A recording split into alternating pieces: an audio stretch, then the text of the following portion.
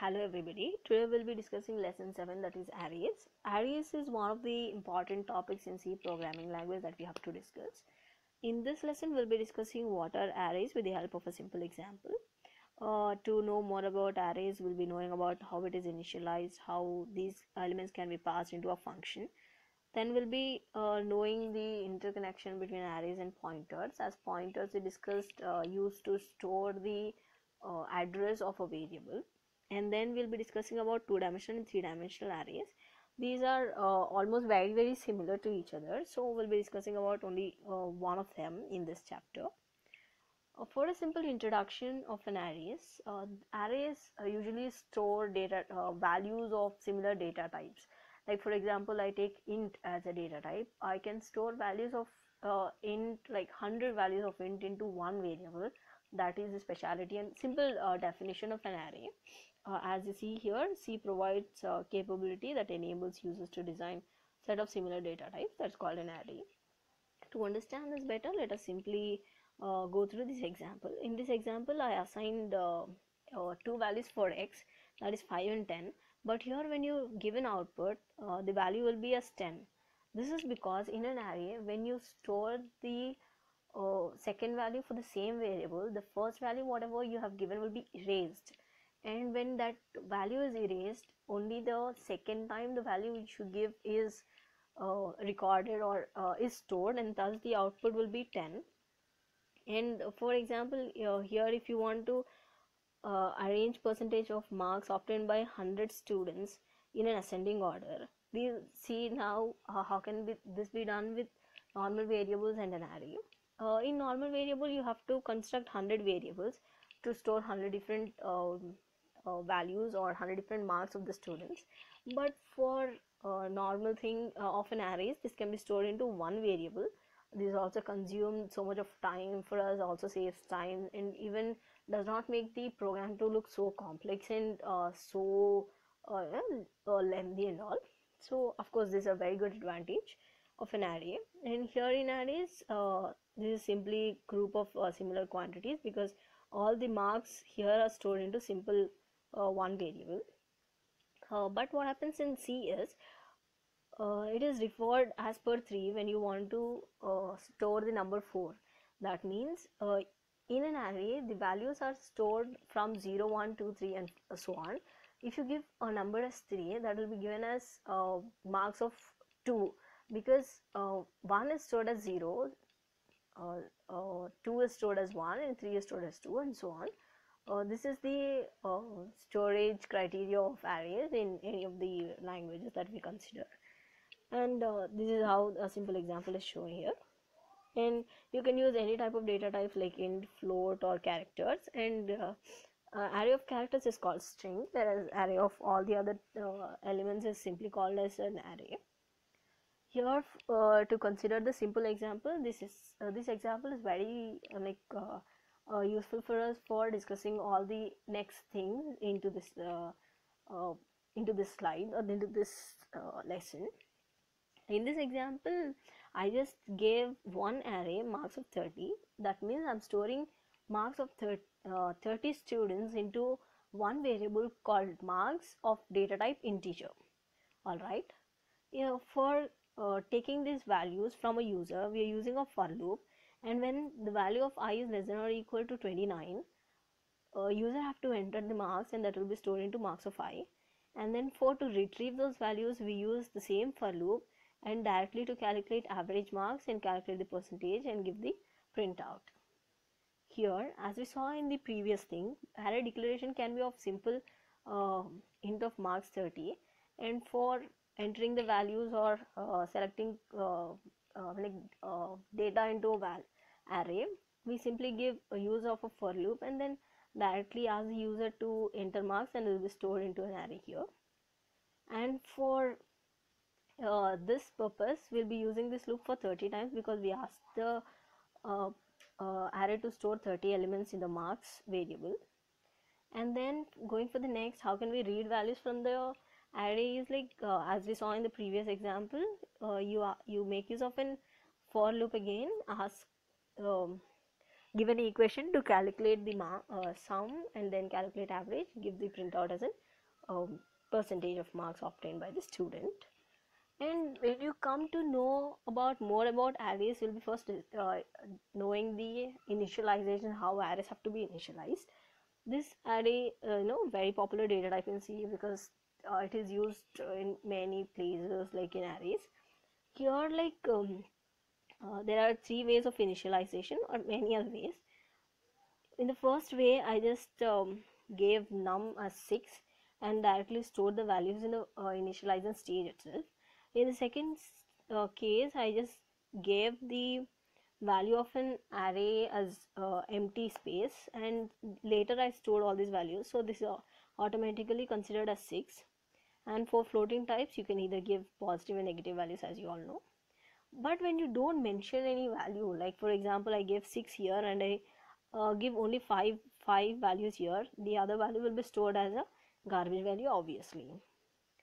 When you go for the storage criterion of an array, array is stored continuously into the memory locations. Since I gave here array as an 8, that means it have to store 8 values of an integer data type. In this, all these are stored one after the other, like 1 2 3 4 5 6 7 and 8. All these are stored continuously into a memory. Since integer takes 2 bytes, the starting memory allocation is starts with 60008, and then adding 2 to it 10, then again 2 to it is 12, then again 2 to it is 14 16 18 20 and 22. This is the continuous memory allocation that is given for an array, or value store them into the memory. Then how do we pass array elements to functions? Functions are mainly used for making the work easier for us. Now let's see how we have to pass arrays into those functions. Here it can be like called two things, like calling function or call function. This is as per the reference that we take it to be called function or a calling function. Now for looking at the simple example here, we'll be seeing how a call function will be known and how it is known as a calling function. Okay, here I assigned an array, like variable marks for an array, gave all the 6 elements like 1 2 3 4 5 6 and 7 elements, and ask for a for loop to display the marks. Once you display the marks, you'll be using a function void display, as I already declared here, and then you'll be asked for a printout for marks m. This integer m value is all these values. Because you ask for a display here, that is stored into the display, and you consider it for a output while giving printout. Yes, here is the output, as whatever you give here, that will be simply given as an output. This is how you pass arrays into a function. Simple as that. This is an array, you are trying to pass that to a function. Before that you ask for a display and then directly use it into the printf statement.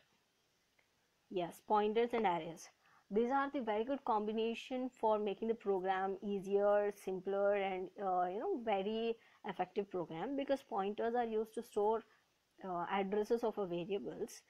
Here I'm using an array of num without assigning any value here, and that value will be like 1 2 3 4 5 6, because we are storing 6 elements here. You ask for a display and then use a function, then come back. This loop of the function will be executed when you come out of this. Once that is done, you give a condition here like I less than or equal to n minus 1. N can be here 6, because the numbers we are stored here are of 6, and then you ask for simply a printf statement. This j plus plus is the condition of for loop here, and then you finish the program by ending it with the closing statement. This is how you get the output by using pointers and arrays. Here I use %d storing the j value, because j here is assigned as a pointer. Alright, come for the two-dimensional arrays. Two-dimensional arrays, for simply to tell you before explaining this program, is like you see matrices, right? Matrices are of 2-dimensional, 3 dimensions, or any other. When you consider it as 2-dimensional matrix, when you want to store that into your program, your values in terms of matrices, you'll be using this 2-dimensional arrays. In this 2-dimensional arrays, array will be declared like this: 4 and 2. This is number of rows and number of columns that you have to assign for your program for storing the values. Then you use a for loop and ask the user to enter values. Once he enter numbers and marks, for example, for student 1 you want to enter the marks, and for the student 2 you have to enter the marks. In that scenario, here we are using for student entering all the marks, and then here for a number you'll be assigning into this to stud, and for marks you'll be storing it in this. Once you store that, use the same for loop for printout. This program will give an output into a matrix form of 2 by 2 matrix, and then that will give a number of roll number of a student and the marks. Here, as I said, this is roll number 1, this is roll number 2, 3 and 4. This is the marks assigned for those 4 students, as we have used here, like for entering the roll numbers and marks, and then a printout statement. This will be the output. This is the complete notation. In a similar way, you can even use for 3-dimensional arrays. Here what happens is you give for 3 dimensions. Like here we gave only for 4 and 2 because we wanted a matrix of 4 by 2.